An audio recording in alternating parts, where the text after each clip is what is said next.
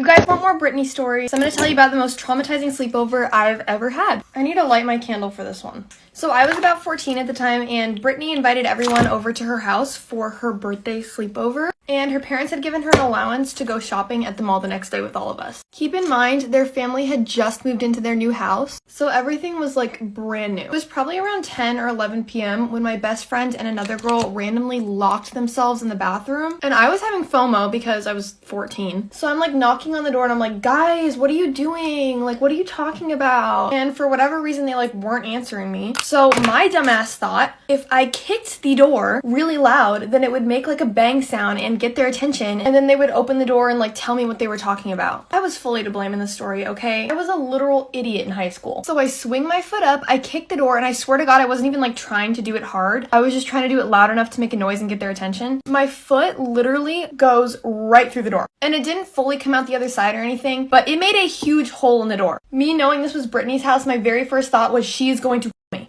My best friend and the other girl opened the door and their jaws just drop, and I was like, oh my gosh, Brittany! So Brittany comes out of her room, she sees the hole in the door, and she absolutely loses it on me. I was like, I'm so sorry, I feel terrible, I'll fix it. She's screaming at me. Then her parents come upstairs to see what happened, and they were mad. Her dad saw what happened, and then he just marched right back down the stairs. Her mom was like lecturing us. I was apologizing profusely. Her mom like goes downstairs, talks to the dad for a minute, and then comes back upstairs after we heard the front door slam. She says, Daddy went to the gas station for a minute because he needs to take some time to cool down. I was like, I literally thought he was going to come back and like us. So her parents are furious at me. Brittany is screaming at me. She was like, F you, Jessie. These were brand new doors in our brand new house. Now my parents aren't gonna give me money for a shopping spree tomorrow. My best friend is literally sobbing. One girl is sitting in the corner hyperventilating and having a panic attack. Brittany was screaming at me. I remember being like, I have $13 cash. I know it's not a lot, but I'll give it all to you. I'm so sorry. And then I was like, I have this Calm app. Maybe we should all do a meditation to calm down. Picture 7 14-year-old girls listening to a meditation and sobbing themselves to sleep. Yeah, her parents hated me after that, and I'm pretty sure she holds a grudge against me for that to this day.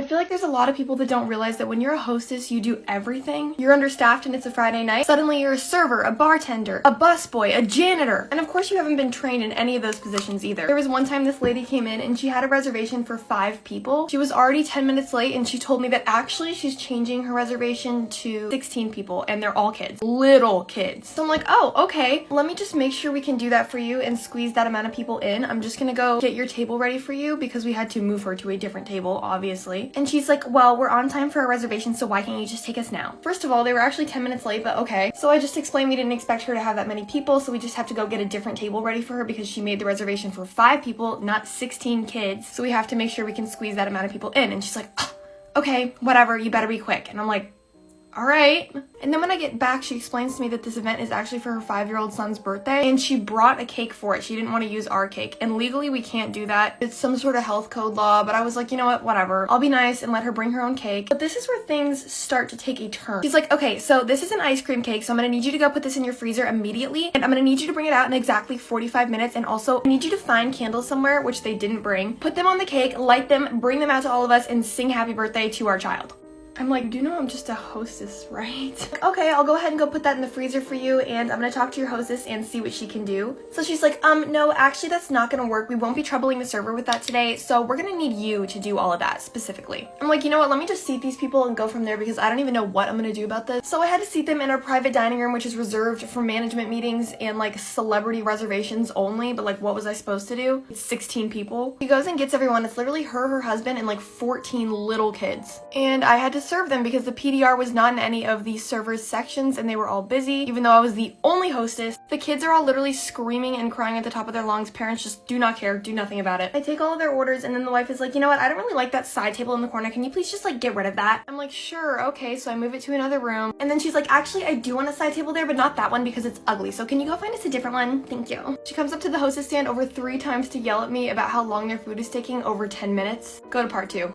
This is part 2 of some of my craziest customer stories from being a hostess. So she comes up to the hostess stand over 3 times complaining to me and yelling at me as to why their food is taking so long because they've all been waiting for more than 10 minutes even though they're a party of 16. My light shut off, but they were a party of 16 and they had originally reserved to be a party of 5, didn't even tell me until they showed up. We were super understaffed, it was a Friday night, we were packed, and she was screaming at me about how her food was taking more than 10 minutes. Somehow the story doesn't end there. She literally makes me call another department because this restaurant is inside of a resort to ask if they had more aesthetic candles because the ones that we had for her kid's birthday cake were not pretty enough. So I call another department, I walk halfway across the resort for this lady to get the candles. She still complains that she doesn't like them. Like, I'm sorry, there's nothing else I can do. I don't exactly know what went down, but I was up at the hostess stand. I had to go to the bathroom, so I went to the bathroom, came back. One of the servers was telling them off, which honestly pop off. And he literally told them if they didn't get out of the restaurant right now that he was gonna call the cops and get them escorted out. To this day, I don't know what they did,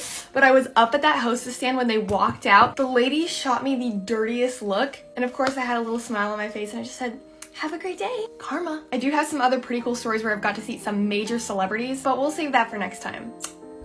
I am literally such a dumbass. Like, I'm just embarrassed. There was this man that was messaging me on Snapchat, and like he would swipe up on my stories and be like, I literally want to fly you out and treat you right. But I thought this man was a man I used to like not talk to, but like we just like literally Snapchatted a couple times, who was in the NBA, and he's like really fucking gorgeous. But by his name, I was like, oh, this is the man that's Snapchatting me. I was like, that's kind of weird. Like, we haven't spoken fucking years. Like, I don't know why he's Snapchatting me, but he's fucking gorgeous. Like, I don't really care. I'm just gonna like respond. So he Snapchat messaged me weeks ago during my million party and was like, you're so fucking gorgeous. I was like, I never remember him being like this aggressive. And he was like, honestly, are you in the city? I like want to see you. And I was just kind of like, I was like, eh. I was like, mind you, I don't know this man that well. And I'm just like, yeah, I get you have like a really fond interest in me now, but like, where was that energy when I actually gave a fuck about you? So I leave him unread and I just don't answer. I'm like, whatever. He Snapchats me again this past weekend and he literally is like, mommy. I'm like, ew. Like, that actually like made me want to like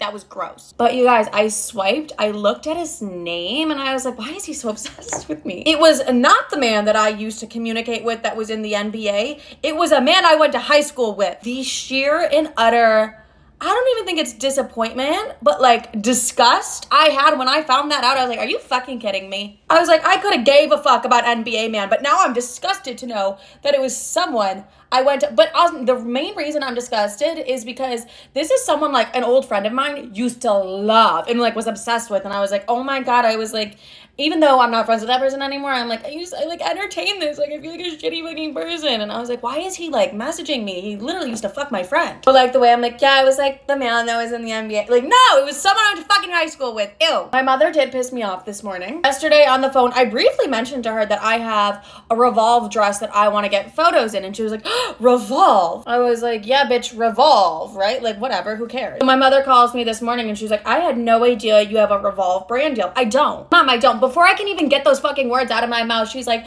if there's anything in my size, I want it. If there's anything in my size, I don't even have a fucking Revolve brand deal. Listen, I don't know why that pissed me off so much, but for her just like to ignore me and be like, I want it in this size. I'm like, I don't have a Revolve brand deal, bitch. She literally didn't listen. She just like kept going on her like, if it's in my size, I want it. Like, no. But then my mother's like, oh, so you're buying off of Revolve. Like, you must be so rich. I'm like, mother, what are you trying to get at? Like, what the fuck?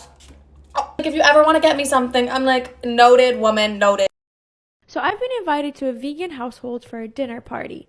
Of the total people going, 6 of 9 aren't vegans. Anytime a meal is hosted elsewhere, we have 2 meals, 1 vegan and 1 not, so everyone can enjoy what they like.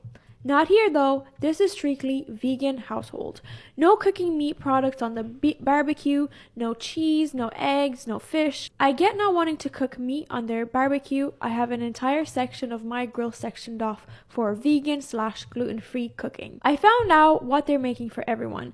I'm allergic to mushrooms and they know it, and their main course is a portobello steak. It feels on purpose. I would feel disrespected as a host if a guest brought their own food to my dinner party. Then again, I try really hard to make sure everyone has options for them at mine. So would I be in the wrong if I brought a George Foreman and some burgers to cook up outside?